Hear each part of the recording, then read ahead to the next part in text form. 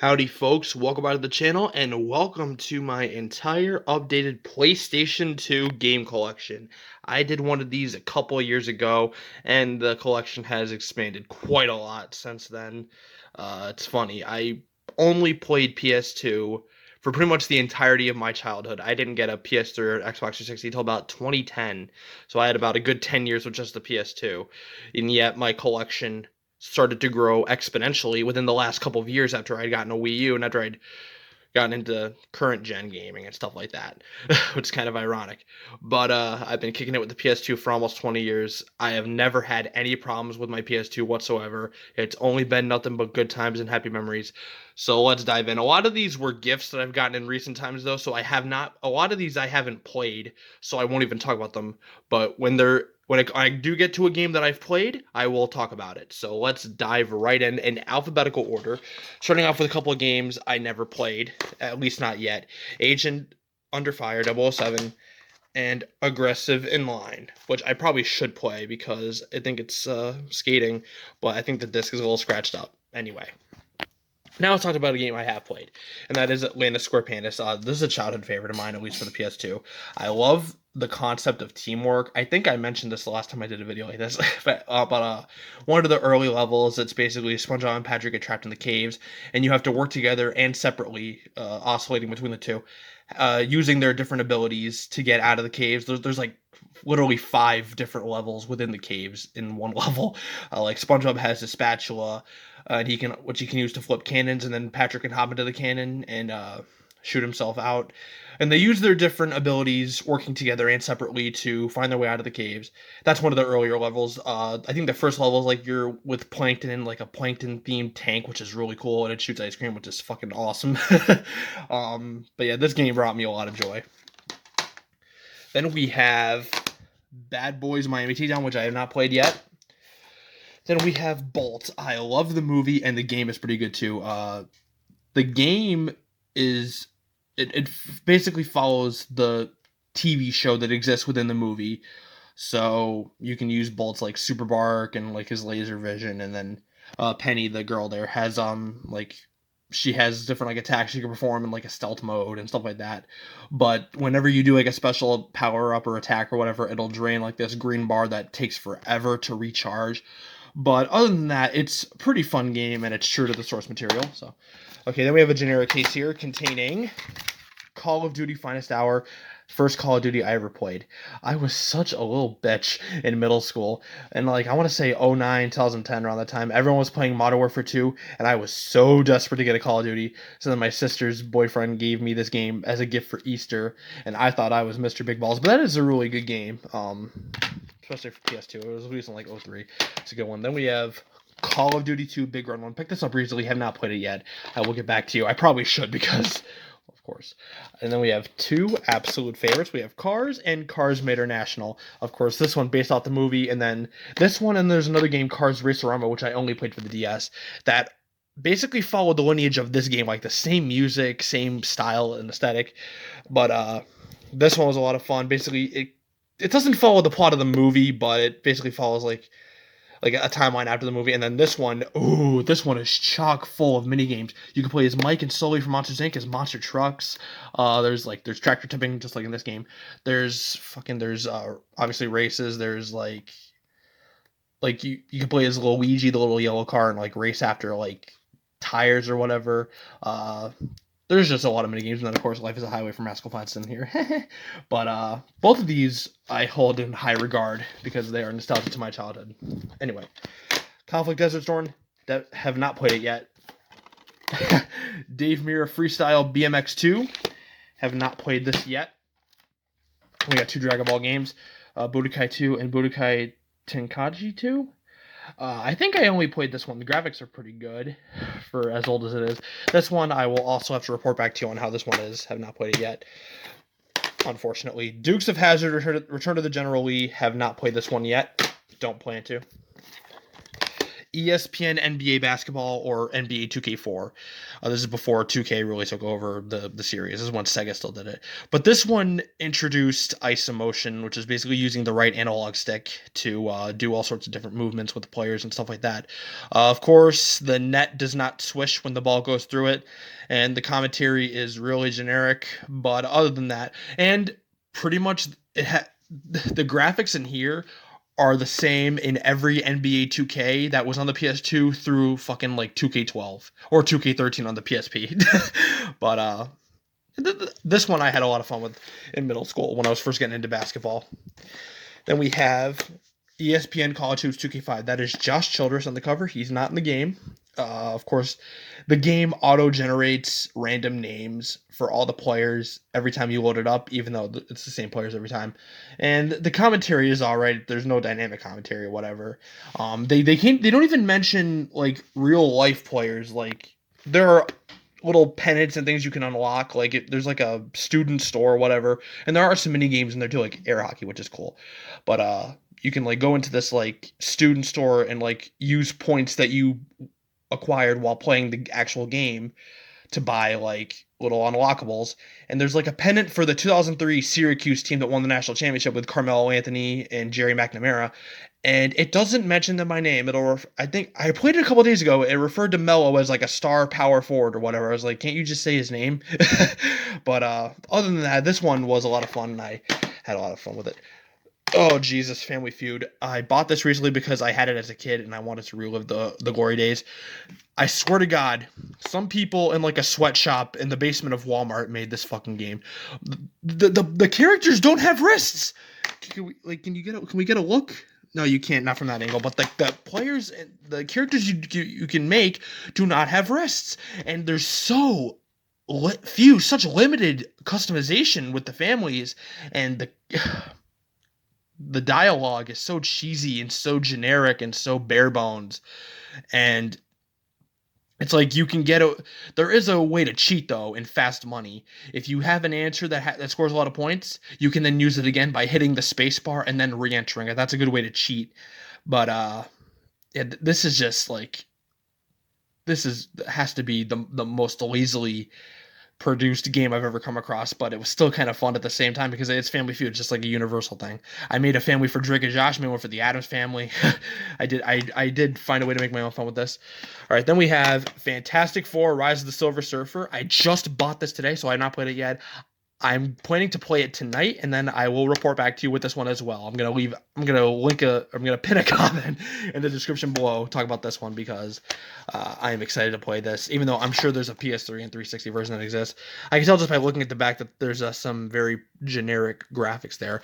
But I'm excited to play this because I will defend these two Fantastic Four movies with Chris Evans to the death. I know a lot of Marvel fans don't like them, but I'll defend to the death. And I'm sure I'm going to have a lot of fun with this game. So excited for that. And then we have Finding Nemo. Of course, love the movie. This game is a lot of fun too. And there's a lot of nice mini games. Trying to think of what to say about this. Yeah, it just follows the plot line of the movie. And there's little mini games within the levels. Like if you swim through a certain number of bubbles or whatever, you get like little, not achievements, but it's like, you can save your progress and stuff like that, and there'll be little stars that appear when you go to load up the levels. There's little mini games, little mini tasks within the levels, and there's mini games that are germane to the area of whatever level it is that you can play outside of the main game. But yeah, this one's a lot of fun. Friends, the one with all the trivia, never played this because I don't like the TV show, or never cared for it at least. Crucify me in the comments. Two of my all-time favorites, especially this one, Gran Turismo 3 A-Spec. This is a special sort of artwork because this one came with a PS2 bundled where you'd get the entire console and there was a special box, and this came with it. I got this for like $3 online. And then, of course, the sequel, Gran Turismo 4. One of my favorite games of all time, not just in racing, but in general. This one is so fun. It gets so competitive. The graphics and the gameplay and the physics for its time, 2001, are unbelievably good. I cannot say enough good things about how good this game is for being as old as it is, excuse me. And then GT4 follows the same mold with even more selection, an even bigger selection of cars. Some of the levels from this game are present. You can even play them backwards, updated terrains and stuff like that. And PS2 hit it out of the or PlayStation and Sony hit it out of the park by exclusively releasing these games because this is a special breed of racing game. I love these games to death. GTA San Andreas. This is a classic, of course. My friends had a lot more fun with this than I did, to be honest. I thought, like, I remember buying this several years back because it's obviously a classic and it's one of the seminal PS2 titles. And I remember thinking, oh, I'm gonna have so much fun with it, and I did. But my friends had more fun with it than I did. But anyway, Guitar Hero 3: Legends of Rock had fun with this one and the PS3 version and the 360 version. The soundtrack is iconic. There's songs and other things you can unlock. One of my favorite songs is FCP Remix by The Fall of Troy, which is also in MLB 2K6, which we'll be talking about in a second. So I heard a lot of that song in middle school because I was playing those two games religiously. There's a great selection of songs, different guitars and characters you can unlock. I had so much fun with this one. Harry Potter and the Prisoner of Azkaban. There's a bit of a sandbox element to this game, which I appreciate because I'm a sucker for sandbox games. After one of the earlier levels, before moving on to the next one, despite frequent prompts from the game, you do have the choice to go outside of Hogwarts and just run around with Harry, Ron, and Hermione and just explore. And that's where I had the most fun with this game. I'm a sucker for sandbox games, like I said, and it's a bit, the grounds outside of Hogwarts become a sandbox, and you can just have fun and explore. So I had a lot more fun. As fun as the game is, and there are so many games like you can duel with other students, as fun as the core game is, I had a lot more fun just running around exploring the environments. So there's that. Hot Shots Golf. Have not played this yet, but I probably will at some point because it looks like it's kind of fun. Lego Star Wars. Oh, I love this game to death. I beat it, unlocked every character, including Darth Vader. Had way too much fun with this. This one, you get sucked in for hours with this one. And then Kim Possible. What's the Switch? What's the Sitch? Excuse me. No, it is What's the Switch. Oh yeah, because Kim and Shigo switch bodies, I think. This one's a lot of fun. It's like a bit of a side scroller, but it's relying on multiplayer. So me and my friend Joe had a lot of fun with this one. Madagascar, beat the game, played it religiously as a kid. Had a lot of fun with the Tiki mini golf mini game. That one was so fun. There's Shuffleboard 2. And then, of course, it follows the plot of the movie, and the levels are fun to explore. And I love racing through New York. I love one of the later levels where you're just collecting food for the little lemurs. This one was so much fun. Then we have Madden 04, 05, and 06. All three of these have really good soundtracks. I think one or two of these has a yellow card song in the soundtrack. And there are demos for other games in here. Like one of them has like a Burnout demo. The other one has like a street football game or whatever. But all three of these games are okay. MLB 2K5, this one was alright, but MLB 2K6, I'm sorry, MLB 2K6 is the creme de la creme. FCP remix is in this one. To Be Myself Completely by Bell and Sebastian is in this one as well. The commentary is great. There is some dynamic commentary, and it's very fluid. Like when you hit a home run, the commentators will stop talking about whatever they're talking about to call the home run as it's happening, and this one was so much fun. I logged so many hours into this. Matt Hoffman's Pro BMX2, I've not played this one yet. And we have Meet the Robinsons, again, follows the plot of the movie, sort of. Basically follows Wilbur as he travels through time to reach the science fair. I had the first couple levels are very fun. After that, this one is really hard to beat, and I don't think I ever actually beat it, but it's still a pretty fun game. Oop. Then we have two really fun games. Metal Gear Solid 2 Sons of Liberty and Mortal Kombat Deadly Alliance. Had a lot of fun with both of these. Graphics and gore and physics in this one are very sexy.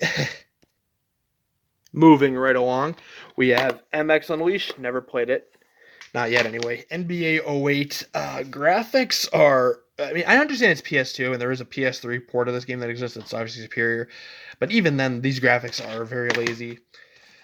NBA 09 The Inside. I love the official version for the PS3. I love that game to death. This one is just downgraded. Literally every time you or an opponent scores, the team's logo shows up on screen and then spins around for a couple seconds before you hop back into the game. That's just unnecessary. Slows down the pacing. Graphics are really limited. I understand that. So I probably shouldn't be so harsh on it, but yeah, graphics are just cheap, and the life, which is one of my favorite game modes from the official version of this game. That's downgraded as well. Though the mini games, the 3-point shootout and the skills contest are in there as well, so I do appreciate that. And then, of course, the two games that are the reason I love basketball, 2K10 and 2K11. And yes, I played the PS2 ports first, and I thought that this was the official version for a very brief period of time. But you know what? You had to start somewhere. I got both of these before I got a PS3. My first official taste of 2K was 2K12. But this one, they actually put a little bit of effort because the players in this game actually have colored shoes, sneakers that match their team color. This game just has generics, white or black for everyone. Michael Jordan is in this game, but they only used 3 Bulls teams. I forget what years they were. And you only get the starting lineup. You get like Ron Harper, Jordan, Pippen, Kukoc, and Longley. And then there's like creative players on the bench that are literally unusable. But other than that, these two games were very influential on me because this was when I was first getting into basketball. So for that reason, I hold a special place in my heart for both of them, regardless of the fact that they're the PS2 version. Now, this one also played a hand in it, me getting into basketball. This one predates that one. NBA hoops. Oh, this is like NBA Jam. You can shoot full court threes with Shaq and swish them. This one is dangerously addictive. I played this around like December 2009 when 2K10 came out. And when I played it, I asked for it for Christmas. I got this one instead. I wasn't complaining. But this one, I got this for $1 at a mom and pop game store. Again, dangerously addictive in a lot of mini games too. But you will get sucked in. Beware.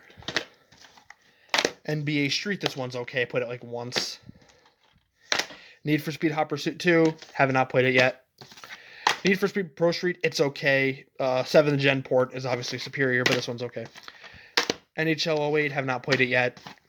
NHL 2K10. For a PS2 port of a game that's already exists for the PS3 360, there actually is dynamic commentary, and the graphics are actually pretty good. So I do appreciate that. That is a pretty decent game. Pirates of the Caribbean, Legend of Jack Sparrow, did have a lot of fun with this. I noticed that some of the sound effects that are in this game were also used in Madagascar.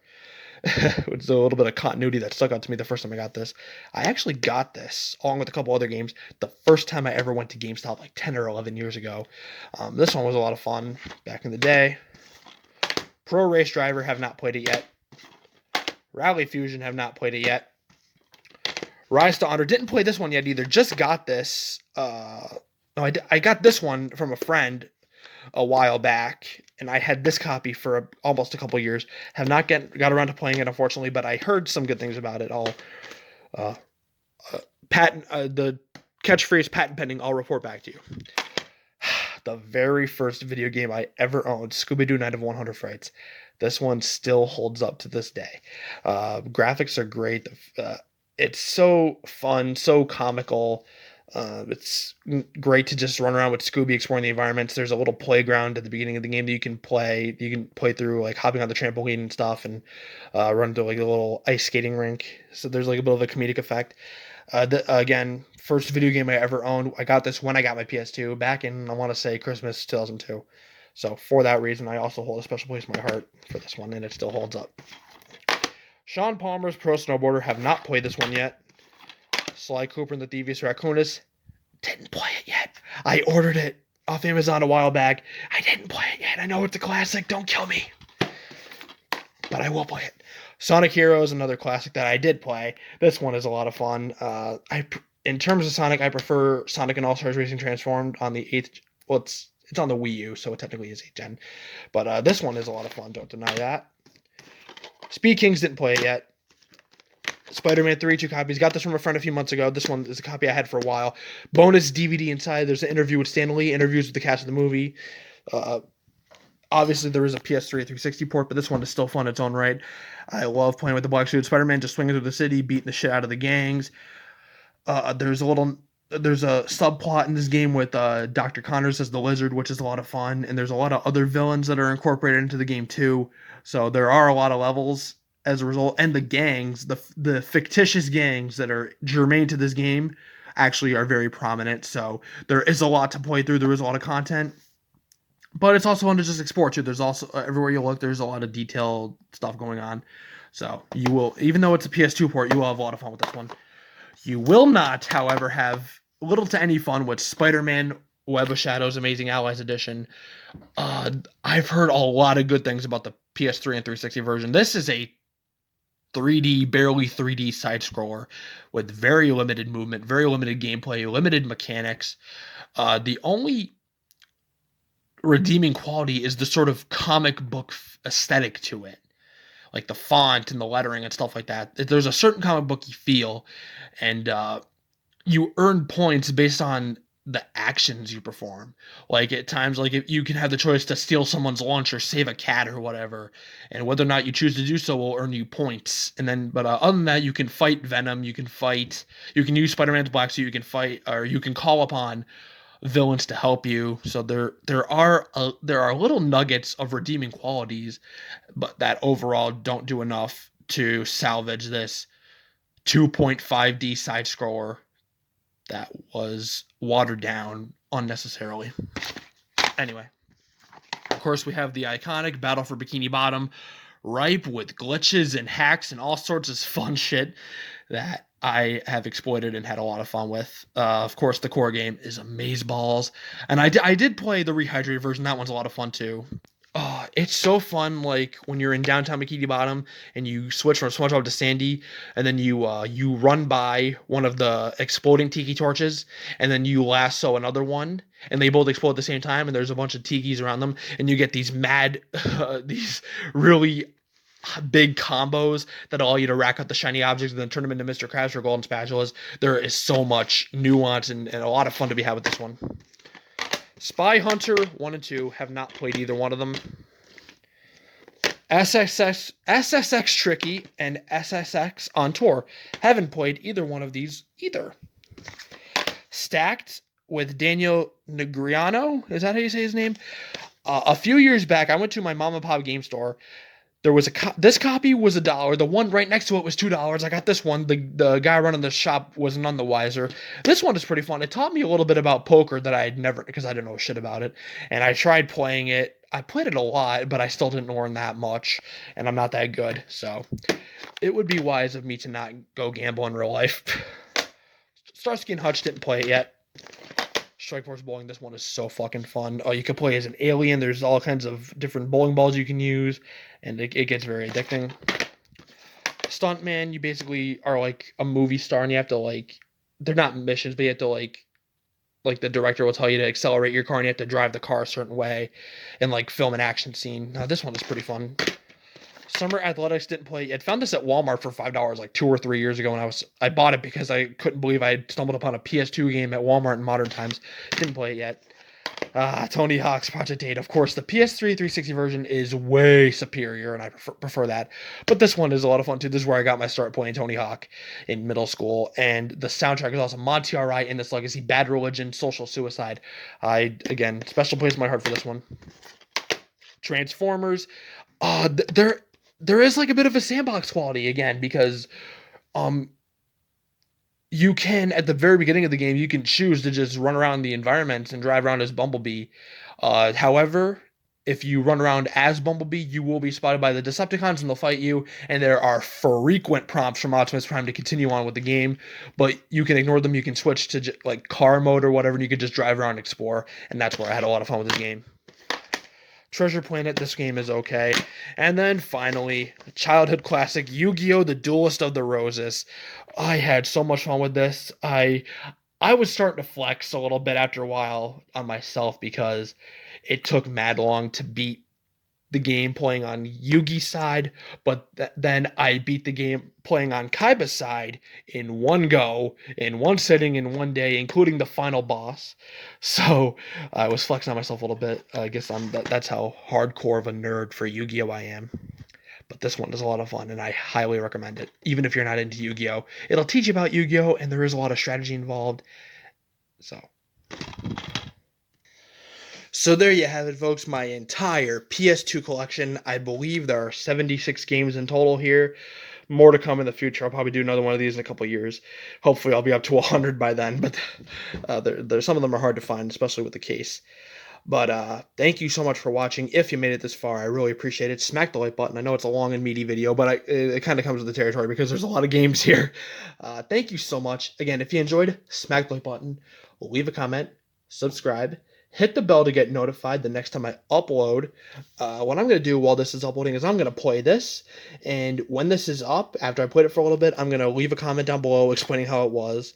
And then as for the games I didn't play yet, I might talk about them in the future, but I probably won't. But yeah, thank you so much for watching, and we'll see you soon.